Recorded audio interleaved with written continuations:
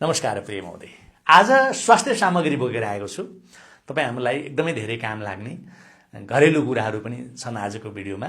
Kidney अर्थात् मृगौला कसरी खराब हुन्छ त? हामीले हाम्रो मृगौला किडनी खराब भएको कसरी थाहा पाउने र त्यसबाट कसरी बच्ने त? कसरी आफ्नो किडनी अर्थात् मृगौलालाई सुरक्षित राख्ने त? यस विषयमा बताउने छु। हामी कोही पनि व्यक्ति किडनीका बिरामी बन्नु नपरोस्, भगवानले कसैलाई पनि किडनीको रोगी नबनाउन्, अर्थात् मृगौला फेल कसैको पनि नहोस्, मृगौलामा पत्थरी कसैको पनि नहोस्, सबैको मृगौलाले सही तरिकाले काम गरोस्, यो शुभकामना छ। नेफ्रोनस खराब हुनु यस्ता समस्याका कारणले दुनिया आज परेशान छ। अहिले धेरै मान्छेहरू यस्ता समस्यामा रातौं दिन पिरो लिएर बसेका छन्। पहिले त यो रोगका बिरामीका बारेमा कतै केही कुरै सुनिँदैन थियो, तर अहिले हेर्नुहोस् त, जतासुकै घर घरमा यसका बिरामी। मान्छेले सोच्नै सकिरहेको छैन कि के गर्ने के नगर्ने यस्तो अवस्थामा भनेर, हैन? कहिले केही भएकै थिएन, केही लक्षणै देखिएको थिएन। यसो होल बडी चेकअप गरौँ भनेर गएको, डाक्टरले चेक गरे, एकैचोटि भन्छ कि तपाईँको किडनी खराब छ, तपाईँको किडनी फेल हुने बेलामा भइसकेको छ, किडनीमा समस्या छ तपाईँको भनिदिन्छ एकैचोटि। या त पेट दुखेर चेक गर्न गएको, जाँच्दा किडनीमा पत्थरी देखियो, या त 81 किडनी फेल भयो। लाखौं करोडौं रुपियाँको सत्यानाश गर्छ यसले, तर पनि किडनीलाई पहिलेको अवस्थामा ल्याउन सकिँदैन, बिग्रिएको किडनीलाई ठिक गर्न सकिँदैन। एकपटक किडनी खराब भयो भने यो ठिक हुनु भनेको एकदमै कठिन कुरा हो। नहुने भन्ने त होइन, तर बहुतै कठिन कुरा हो। धेरै कुराको होशियारी, धेरै कुराको सतर्कता अपनाउनु पर्ने हुन्छ।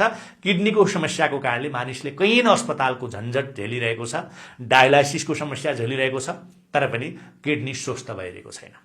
यी साराको एउटै जड, एउटै कारण छ, अहिलेको विषादीयुक्त खानपान, हैन?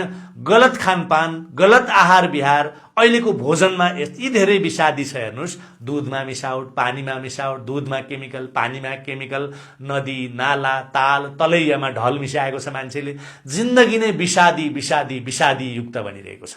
र त्यो नरम, त्यो कोमल बिचारा सानो सानो नरम नरम मासुका टुक्रालाई कति दुःख कष्ट भइरह्यो होला, हेर्नुहोस् त।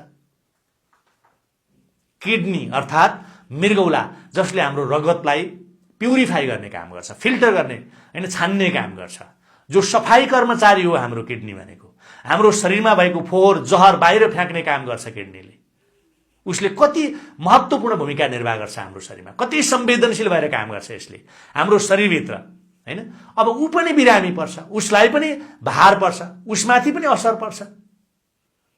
त्यसकारण हामीले यो कुरा जानिराख्नुपर्छ कि हामीले कसरी हाम्रो किडनीलाई सुरक्षित राख्ने त, कसरी किडनीको क्षमता बढाउने त, कसरी किडनी स्वस्थ राख्ने त, लामो समयसम्म किडनी खराब नहोस् भन्नको लागि के गर्ने त। म एकदमै घरेलु कुराहरू गर्नेछु। म कुनै डाक्टर पनि होइन, हैन, कुनै विशेषज्ञ पनि होइन। तपाईँले गाली गलौज नगर्नु होला मलाई। केवल हामीले घरमै, हैन, घरमै हामीले केही त्यस्ता उपायहरू अपनाउन सक्छौँ। कहिलेकाहीँ मान्छे यात्रामा हुन्छ, उसका खुट्टा सुनिन्छन्, हैन? हाम्रो बडीले, हाम्रो शरीरले पनि पानी स्टोर गर्न थाल्यो, शरीरमा पानी जम्मा हुन थाल्यो, खुट्टा, हैन, पेट पानीले भरिन थाल्यो, किडनी सुनिन थाल्यो, हैन? अब क्रिटिनाइन बढ्न थाल्यो, पत्थरी हुन थाल्यो मृगौलामा, हैन? त्यसै युरिक एसिड बढ्न थाल्यो, जोर्नीहरू दुखेर बाहिरभित्र गर्नै मुस्किल हुन थालिसक्यो, हैन? रातभरि खुट्टा करकरी खाएर सुत्नै नसकिने भइसक्यो। 50 थरी समस्याले एकैचोटि प्रहार गर्न थाल्यो, 50 वटा आक्रमण एकैचोटि शरीरमा देखिन थाल्यो। के गर्ने यस्तो अवस्थामा? कति गाह्रो हुन्छ नि। कसरी आफ्नो किडनी सुरक्षित गर्ने, हैन? म डाक्टर त होइन। आयुर्वेद र घरेलु तरिकाबाट तपाईँ हाम्रो किडनी कसरी सुरक्षित र स्वस्थ राख्न सकिन्छ, हैन, यस विषयमा कुरा गर्न गइरहेको हुँ। तपाईले हप्तामा एकचोटि गर्ने मात्रै काम हो, हैन? एकचोटि खानपान सफा हुनु पर्यो, सफा सुग्घर हुनु पर्यो, स्वस्थ खानपान हुनु पर्यो। यसमा कुनै पनि शंका छैन। अहिले बजारबाट किनेर ल्याएका, हैन, यो जुन केमिकल युक्त विषादी युक्त खानेकुराहरू, विशेष गरी हरियो तरकारी खाँदाखेरि एकदमै ध्यान दिनु पर्यो। डाइरेक्ट बजारबाट किनेर ल्याएर, हैन, चटचट काटेर पकाइहाल्ने होइन, यो ध्यान दिनुपर्ने कुरा हो, हैन? कस्तो रहर लाग्दो, कति राम्रो भन्यो, ल्यायो, टकटक काट्यो, पकायो, खाइहाल्यो। कम्तीमा पनि आधा घण्टा पानीमा डुबाएर 1 चम्चा नुन हालेर छोडिदिनुस् त्यसलाई, है। अनि त्यसरी खाने गर्नु पर्यो। उपायको कुरा गर्दै थिएँ मैले यहाँ, तपाईँले हप्तामा एकचोटि मात्रै गर्नुहोला। जब तपाईँको किडनी स्वस्थ भएको, तपाईँलाई तन्दुरुस्त भएको आभास तपाईँले गर्नुहुन्छ, त्यसपछि तपाईँले 15 दिनमा एकचोटि गरे हुन्छ हैन। यो उपाय स्वस्थ व्यक्तिले पनि आफ्नो किडनी सुरक्षित राख्न यो उपाय गर्न सक्नुहुन्छ तपाईँले हैन। रोगीले त गर्न परि नै हाल्यो। के गर्नुस् भने अब यो उपाय गर्नुस् र 4 हप्तापछि कमेन्ट बक्समा लेख्नु होला कि मलाई यस्तो भयो भनेर। कस्तो भयो भन्नै पर्दैन, सही तरिकाले गर्नुभयो भने निश्चिन्त राम्रो हुन्छ। इनर्जी लेभल डबल भएर जान्छ, पिसाब तपाईँको खुलेर जान्छ। अब उपाय के हो त, समाधान के हो त? यत्रो बेर पनि घुमाइ फिराइ उही कुरा गर्ने भन्नु होला। सुन्नुहोस् है, बुझ्न सजिलो होस्, प्रश्न बुझ्नुहोस् भनेर। स्टिलको एउटा ठुलो गिलास लिनुहोस्, 2वटा गिलास लिनुहोस् स्टिलको है।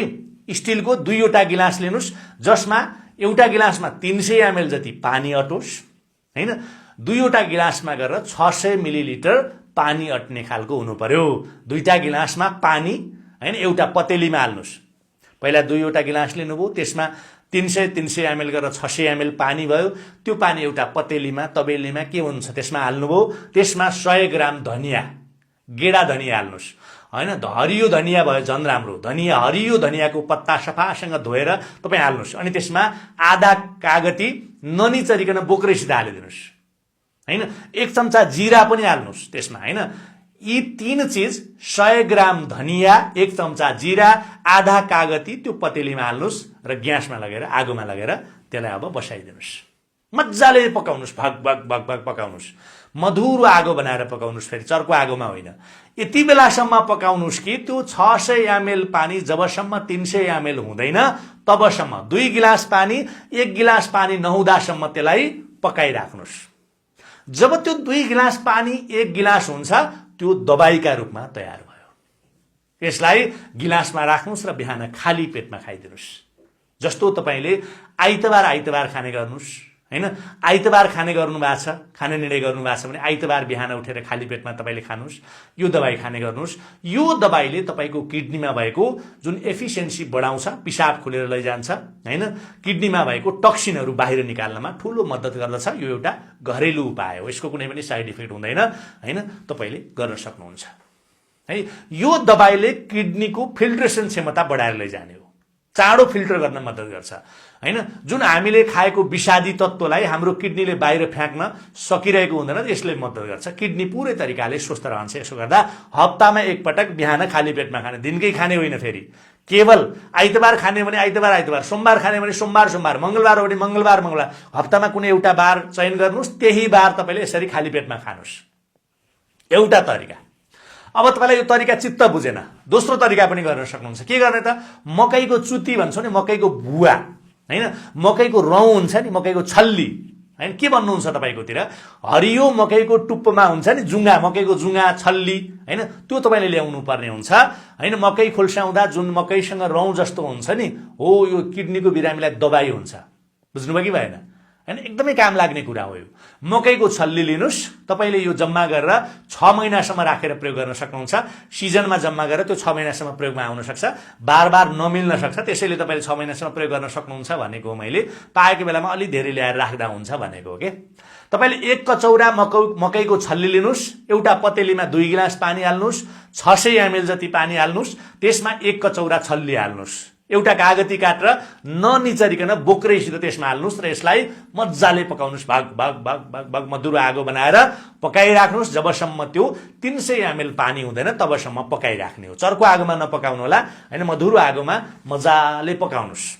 र 2 गिलास पानी जब सुकेर 1 गिलास हुन्छ, अब यसलाई उतारेर छान्नुहोस् र आरामसँग तपाईँले आइतबार बिहान अथवा सोमबार बिहान, मंगलबार बिहान कुनै एउटा बार, हप्तामा एउटा बार बिहान खाली पेटमा पिउनुहोस्।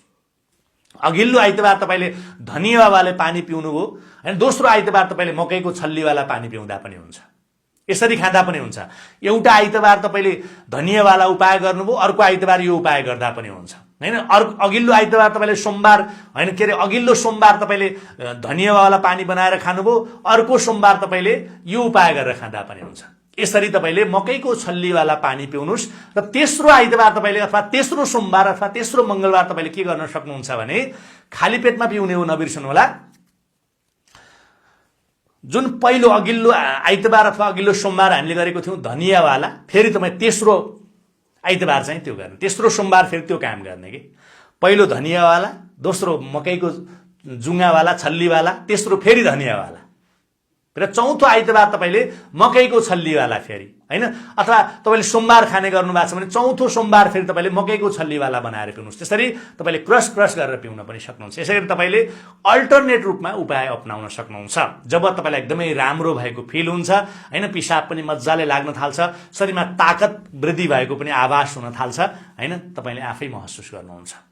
हात खुट्टा सुन्निएका थिए, सुन्निन कम हुन्छ होइन, इनर्जीको लेभल बढेको आवाज तपाईँलाई हुन्छ, अथवा पहिल्यैदेखि हात खुट्टा सुन्निएको केही थिएन भने तपाईँले आफ्नो इनर्जी लेभल बढेको महसुस गर्नुहुन्छ होइन, र यो तपाईँको चुस्ती डबल भएको महसुस हुन्छ। तपाईँलाई यसले थाहा दिने भनेको यही नै हो। दबाईले काम गरेको आवाज त्यसरी थाहा हुन्छ होइन। पिसाब राम्रोसँग खुल्थेन, पिसाब खुल्न थाल्छ होइन, इनर्जी लेभल एकदमै अल्छी लाग्ने, आलस्यता बढी हुन्थ्यो भने पनि त्यो आलस्यता घटेर जान्छ, दबाईले काम गरेको हुन्छ कि है।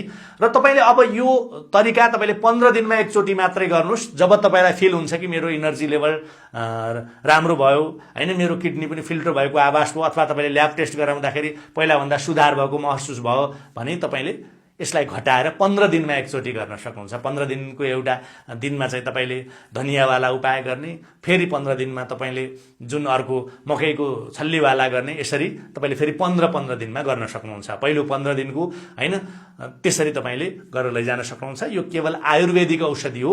टक्सिन विषादी बाहिर फ्याँक्नका लागि, किडनी स्वस्थ राख्नका लागि तपाईँले यो उपाय गर्न सक्नुहुन्छ होइन। यो घरेलु उपाय मैले आजको भिडियोमा तपाईँको लागि सेयर गरेँ। कस्तो लाग्यो है?